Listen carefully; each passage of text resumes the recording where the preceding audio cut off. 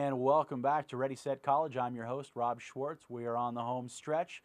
Let's make sure we finish what we started. We're going to continue our operation. We're on number 5, which is extracurricular activities. As you can see, there are a number of different ways, if you're looking at your screen now, that you can exercise those extracurricular activities. The most important thing you can possibly do, get involved. Be responsible, be active, not just within your home or your school or your community, but within your own mind. Do things that you really care about. Be proactive, and you'll realize these things can fuel amazing moments of discovery for you. In particular, experiential learning. This is job shadowing, internships, and the like. You're getting your hands dirty. You're talking with people who do what it is you believe you want to do 5 or 10 or 15 years down the road. You're learning from the experts about how you can achieve the goals that you hope to set. And frankly, the coolest part is if you try something and you don't like it, I'd much rather you figure that out now while you're 15 or 16 or 17 than your 3rd or 4th year of college when you might be set back a full year or even more. And the cost of college being what it is, that's an expensive gamble. Take the time while you're still young to learn about your interests. It will make you a better person, and it will definitely make you a better candidate. Flash forward, we're looking at factor number 6. Letters of recommendation. Now, we're not talking about a lot of schools at this point, mainly private colleges and universities, and they're trying to ascertain what kind of a student are you in their classroom, in the job that you work, in the volunteer activity that you have. Are you the type of person who raises your hand in class? Do you ask interesting questions? Do you do interesting work? Are you the type of person who is going to fit their small classroom of 15 or 20 students where they expect you to raise your hand and participate in discussion learning? Maybe you're not that person. Maybe you would prefer a much larger public school where your freshman classes might have 100, 200, 500 students and you can be anonymous. That's part of the understanding of your fit within a college or university. So when picking out professors, teachers, sponsors, employers, whatever it might be, make sure they truly understand you and can speak clearly and smartly about the type of person you are, well above your ability to just do the job or get an A in their class. Factor number 7 is demonstrated interest. This is one that most people don't understand. I encourage you to get in touch with me to learn more about it. In a nutshell, this is a two-way street. It's an opportunity for you to get to know colleges and for those colleges to very much get to know you.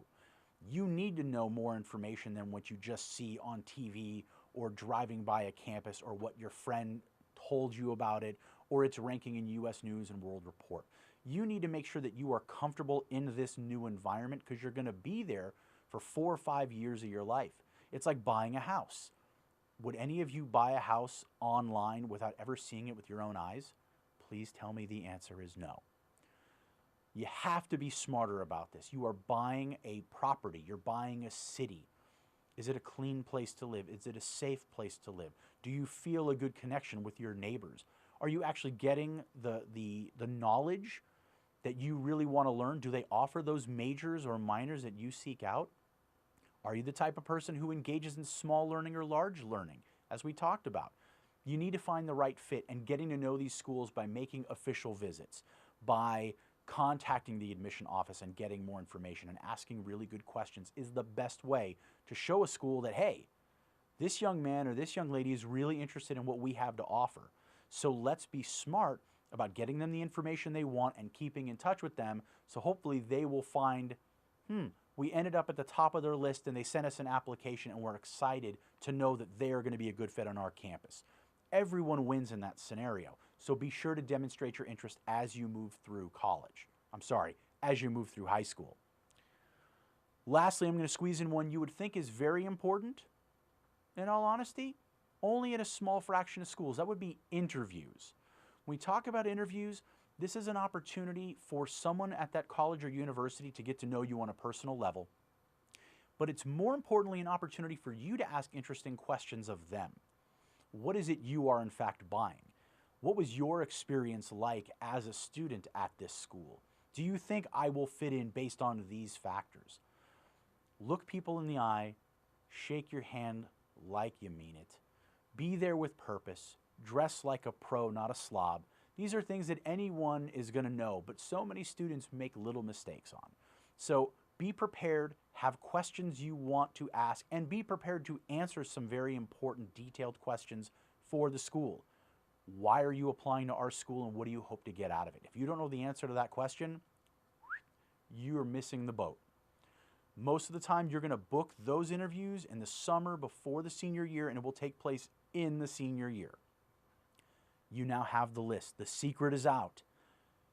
Do you have all these things? Have you mastered this list? If you haven't, spend some time with me. I can walk you through what you can do as a family, as a student, to be the best darn candidate you can. Call or email me. I'm more than happy to set up a time to talk with you. We're out of time at this point. I hope you learned a lot here on Ready, Set, College. We'll have another show with some outstanding guests coming up in the coming weeks. Thank you for tuning in. My name is Rob Schwartz. Have a terrific evening, and we'll see you soon.